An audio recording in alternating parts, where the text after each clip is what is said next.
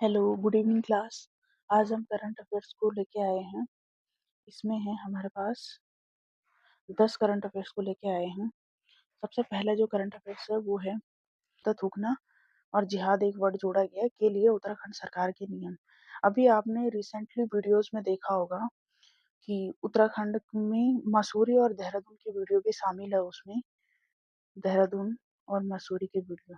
तो इसमें ये आया था कि जो खाने की चीजें हैं हमारी, उसमें कोई थूक डाल रहा है, उसमें कोई चाट रहा है। इस तरह की कई वीडियो आप लोगों को पता है, बताने की जरूरत नहीं है।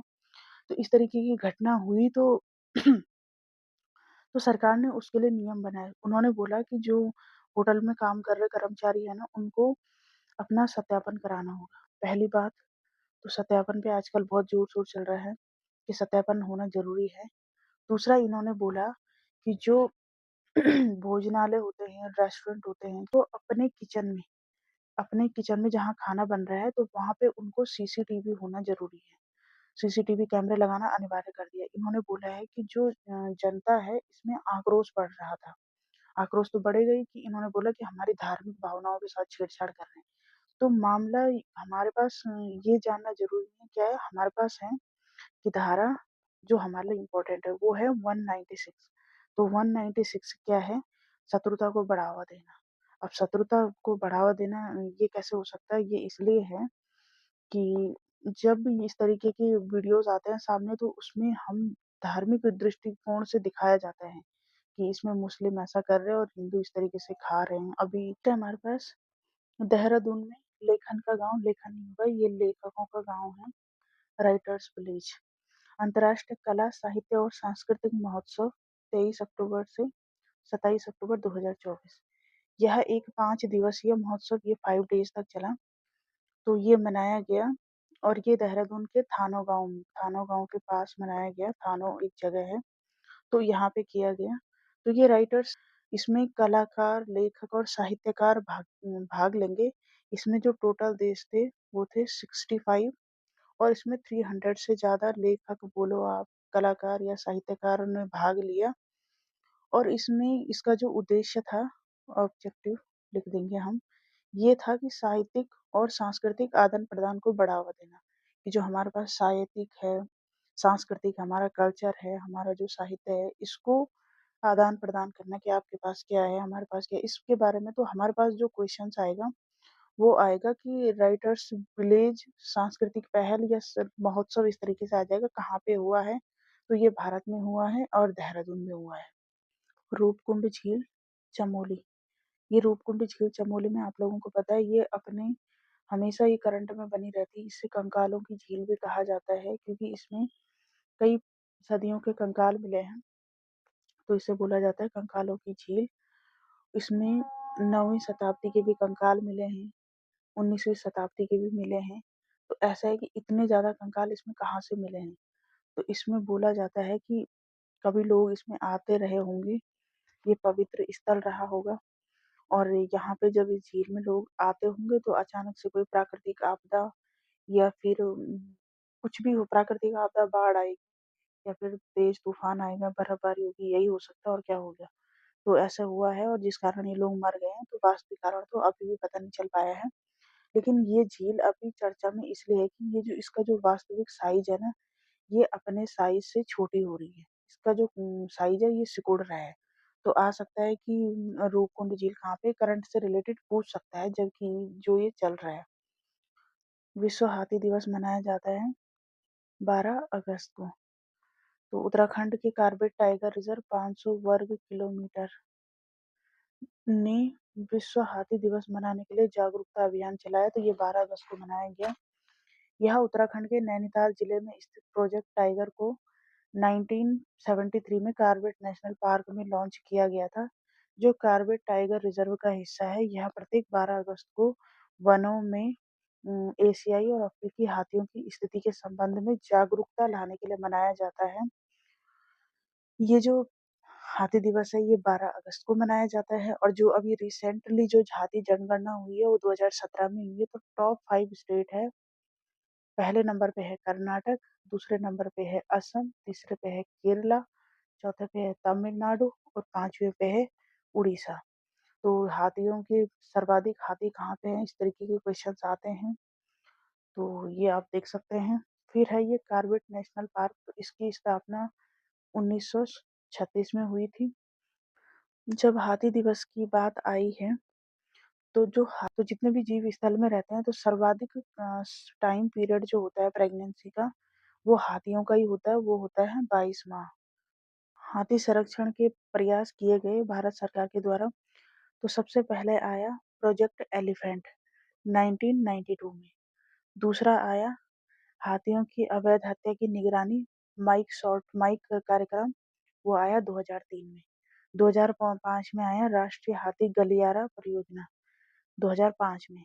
हाथी मेरे साथी एक मूवी भी है, उसमें कुछ गाना था, कोई पता नहीं ऐसा कुछ था, ये आया 2011 में।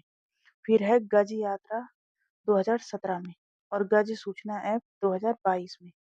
तो ये तो है हाथी संरक्षण के प्रयास जो अभी तक के प्रयास किए गए हैं।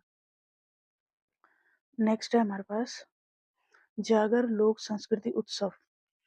तो जागर लोक संस्कृति उत्सव है हमारे पास।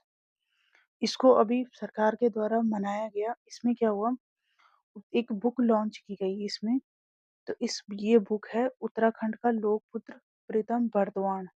तो यह बुक जो लिखी है वो लिखी है सच्चिदानंद सेमवाल जी के द्वारा।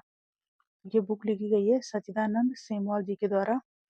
और प्रीतम भरतवाण जो है ये उत्तराखंड की लोक संस्कृति के ब्रांड एम्बेसडर भी हैं। क्वेश्चन आता है अगर हमारे पास, तो उत्तराखंड लोक संस्कृति के ब्रांड एम्बेसडर कौन है, तो ये है हमारे प्रीतम भरतवाण जी। 2019 में राष्ट्रपति रामनाथ कोविंद जी के द्वारा प्रीतम भरतवाण जी को पद्म श्री का अवार्ड भी दिया गया, जिसके कारण उनके नाम के आगे डॉक्टर प्रीतम भरतवाण जी लगाया जाता है। और अभी जो राष्ट्रपति है हमारी वो है द्रौपदी मुर्मू जी। यह उत्तराखंड की लोक संस्कृति और परंपराओं का उत्सव है जो कि समय समय से चला आ रहा है और हमेशा चलता जाएगा आगे। नेक्स्ट है हमारे पास पितृ छाया एक्सप्रेस।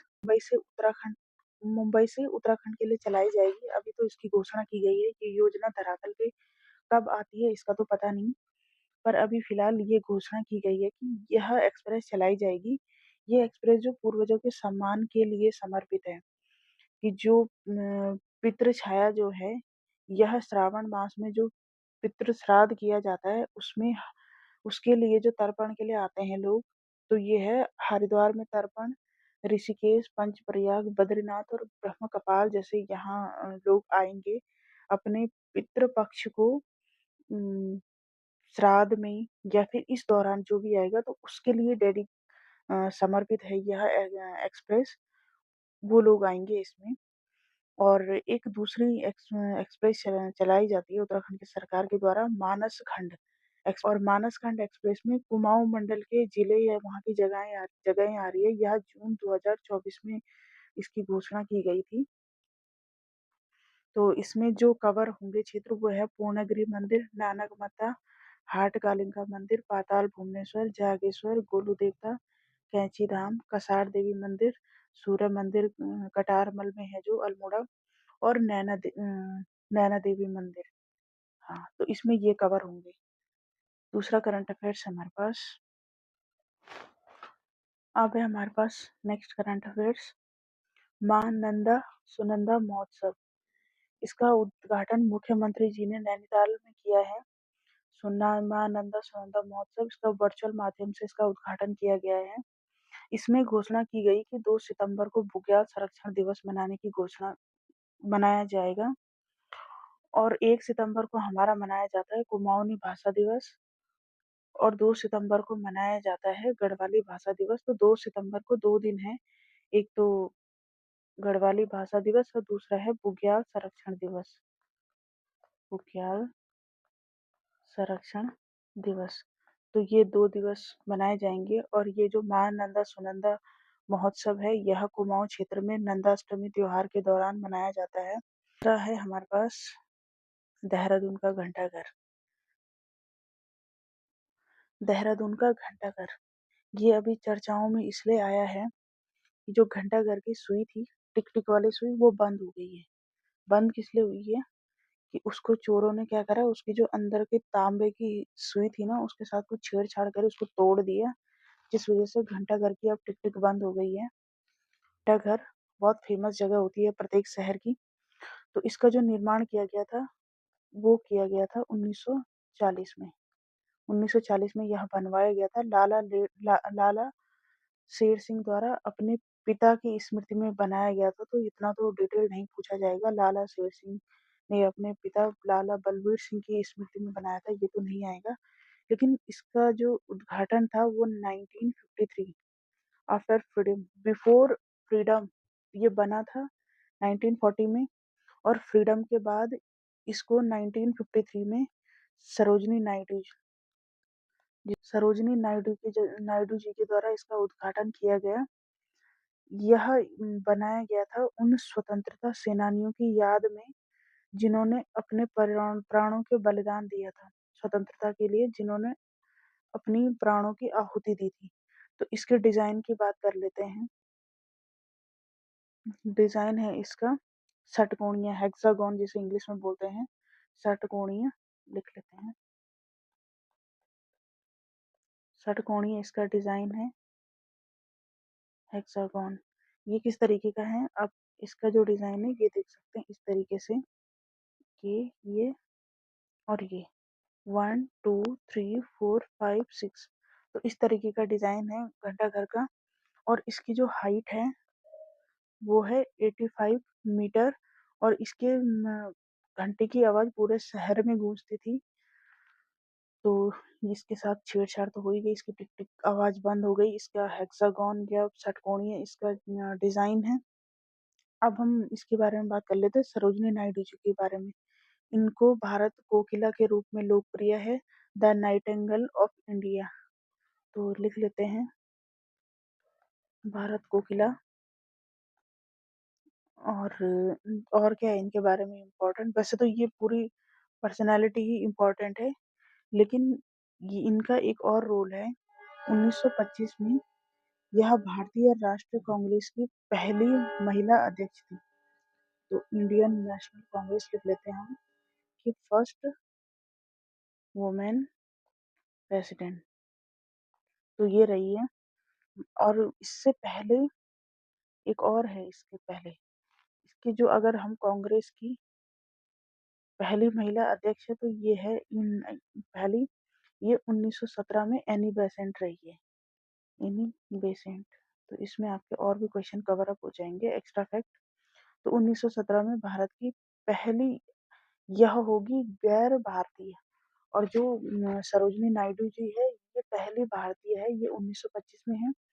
और हमारी एनी बेसेंट वो है 1917 में।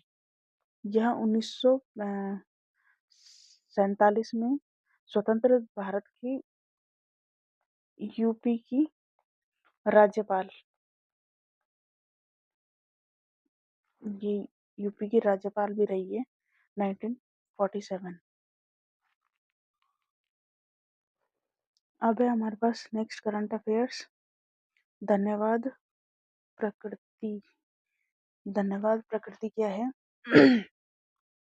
धन्यवाद प्रकृति है एक अभियान, कैंपेन बोल सकते हैं।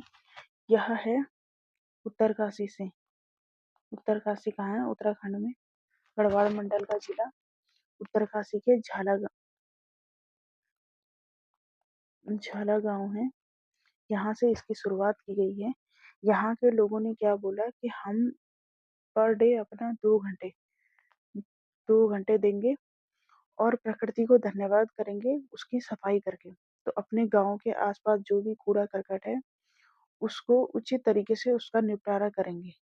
प्रधानमंत्री जी ने 2 अक्टूबर 2024 को स्वच्छ भारत की, जो स्वच्छ भारत मिशन शुरू हुआ था उसकी 10वीं वर्षगांठ, मतलब ये हुआ था 2014 से शुरू, तो इसकी जो 10वीं वर्षगांठ है, 10वीं वर्षगांठ ये है 2024 में।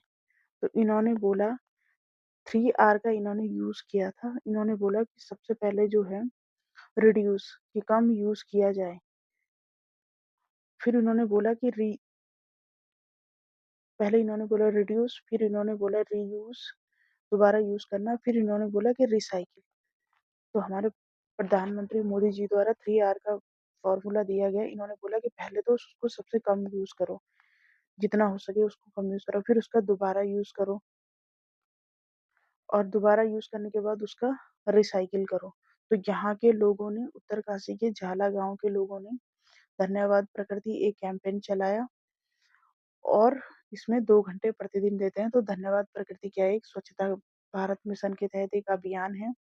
और कहाँ के धन्यवाद प्रकृति अभियान कहाँ के लोगों के द्वारा चलाया गया, तो उत्तराखंड के लोगों के द्वारा चलाया गया। उत्तराखंड कहाँ बोलेंगे तो उत्तरकाशी, उत्तरकाशी कहाँ बोलेंगे तो झाला गाँव। और तरीके से क्वेश्चन बन सकता है। उत्तराखंड के गाँव में एचआईवी का प्रकोप। उत्तराखंड में रामनगर जो कि नैनीताल में है, रामनगर में अभी जो रिकॉर्ड है उसमें बोला गया है कि 19 से अधिक लड़के जो है उम, मेल या पुरुष जो हैं वो एचआईवी पॉजिटिव पाए गए।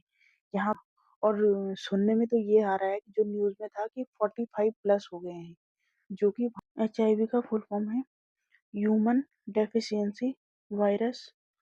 और जो इस बीमारी का नाम है वो है ads acquired immuno deficiency syndrome. और एड्स का जो वायरस होता है वो होता है एचआईवी। तो इसमें हमें ये नहीं जानना कितनों को हुआ, क्या हुआ। तो ये अभी करंट में आया है, तो इससे रिलेटेड आ सकता है कि यह किस सेल्स को सबसे ज़्यादा नुकसान पहुंचाता है। तो ये जो CD4 है, ये हमारी प्रतिरोधक कोशिका, प्रतिरोधक मीन्स ये है WBC हमारी, व्हाइट ब्लड सेल्स। आर 2 सेल्स होती है, आरबीसी होती है, डब्ल्यूबीसी होती है। तो डब्ल्यूबीसी व्हाइट ब्लड सेल्स जो ये है CD4 क्या है, प्रतिरोधक क्षमता, इनको टारगेट करता है और उनको नुकसान पहुंचाता है या उनको क्षतिग्रस्त करता है। जो डब्ल्यूबीसी है वो इन्फेक्शन और रोगों से लड़ने के लिए शरीर की क्षमता के लिए आवश्यक है। समय के साथ एचआईवी प्रतिरक्षा प्रणाली को कमजोर कर देता है, जिससे शरीर में कैंसर के प्रति संवेदनशील होता है। एचआईवी हमारे शरीर में चुपचाप एक चोर की तरह घुस जाता है।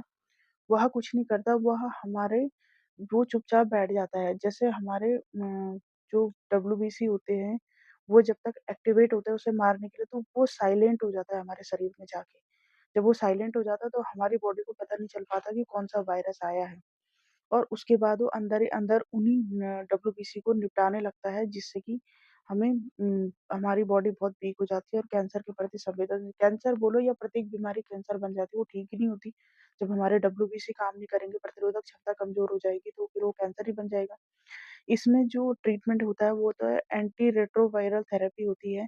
तो ये पूछा जा सकता है कि एंटी रेट्रोवायरल थेरेपी किससे संबंधित है? तो ये है एड्स या एचआईवी से। इसकी दवाइयाँ शरीर के भीतर वायरस की प्रतिकृति को नष्ट करती है, जिससे CD4 प्रतिरक्षा कोशिकाओं की संख्या में वृद्धि होती है। ये जो एंटी रेट्रोवायरल थेरेपी है, ये जो एचआईवी वायरस है उसकी प्रतिकृति को नष्ट करती है। नष्ट मीन्स उसको जो उसका इफेक्ट होता है उसको कम करने की कोशिश करती है, जिससे हमारे CD4 सेल्स बच जाते हैं। तो 2 तरीके के क्वेश्चन आ सकते हैं। ये क्वेश्चन तो एचआईवी की फुल फॉर्म या एचआईवी क्या है या एड्स वायरस क्या है, ये तो हो गया क्वेश्चन पुराना। जो नई तरीके से आ सकता है, एक तो आएगा CD4 क्या है, तो CD4 डब्ल्यूबीसी है या प्रतिरोधक क्षमता है, इस तरीके से प्रतिरोधक कोशिका है।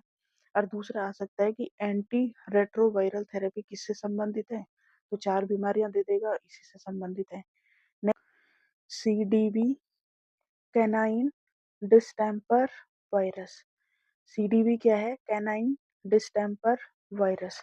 ये किसमें होता है? ये होता है डॉग में। और जो ये कार्बेट टाइगर रिजर्व है ना, इसको इसकी सीमा में अगर इतना टाइगर रिजर्व है तो इसके बाहर जितने भी 2 किलोमीटर के दायरे में जितने भी आवारा कुत्ते आएंगे, तो गवर्नमेंट ने बोला है कि इनका टीकाकरण किया जाए। ये CDV जो वायरस है, इसके खिलाफ टीकाकरण किया जाएगा। यह बीमारी जो है ये कुत्तों से फैल रही है, जो हाथियों को संक्रमित करेगी या फिर बाघों को संक्रमित कर देगी। इसके डर से कि हाथी और बाघ सुरक्षित रहे, इस जो CDB है, इसके टीके का जो है टीकाकरण किया जाएगा कुत्तों में।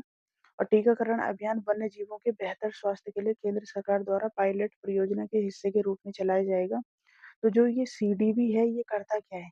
ये कुत्तों के रेस्पिरेशन सिस्टम और नर्वस सिस्टम, आँखों के इन्फेक्शन, एक तो है nervous system respiration system, nervous system क्या है? तंत्रिका तंत्र, और रेस्पिरेशन सिस्टम श्वसन तंत्र। तो इसको खराब करता है और इनके आँखों को भी इन्फेक्शन करता है। तो इससे क्या होता है, जो कुत्ते जो शिकार करते हैं तो ये छोड़ा हुआ खाते हैं। जैसे बाघ ने या शेर ने, चीते ने किसी को मार दिया तो उसको तो कुछ-कुछ जंगली जानवर ऐसे हैं कि जैसे थोड़ा आज खा गए फिर छोड़ दिया, फिर थोड़ा दूसरे दिन के लिए, और उसमें क्या करते हैं, ये कुत्ते उसमें चले जाते हैं जिससे कि ये इन्फेक्शन होने का खतरा रहता है। तो यह टीकाकरण किया जाएगा कुत्तों में जिससे कि यह बीमारी अन्य वन्य जीवों को ना हो सके, और इसका मैं पीडीएफ डाल दूँगी। तो इसका पीडीएफ आपको इसी फॉर्म में मिलेगा जो मैंने एक्स्ट्रा फैक्टर लिखे हैं, जिससे कि आप लोगों को याद रह जाए। Thank you so much.